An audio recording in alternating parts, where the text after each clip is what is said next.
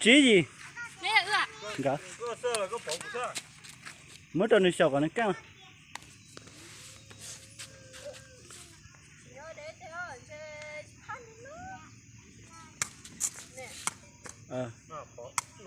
Luôn.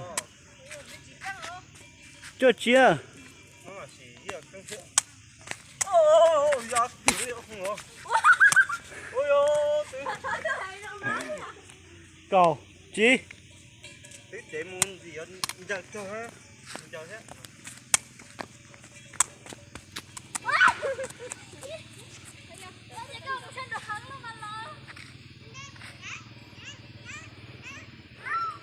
Trâu cầu.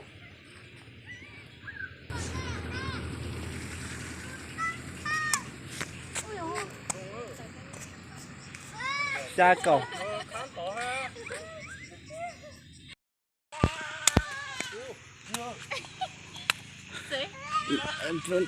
Chỉ tới chín giờ lại. Vương lấy trò á.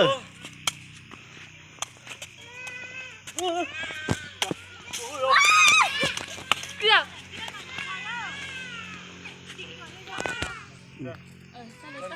Chỉ sợ. Kìa chớ. Đi chơi à? Ủa. Khá rồi. Đúng là hay rồi. Kinh. Mặn lại. Ôi ôi, lọt đâu hả? Anh ý thành gì?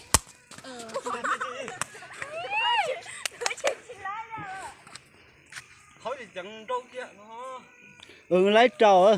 À cho chứ, muốn ăn chưa? Sao cho? Khi cho à? Ồ, to rồi. Sao tài luôn. Trò chí. Tá tổ này. Rất to. Ngon cơ. Sao trong cả. Lấy trò nữa chí. Ôi.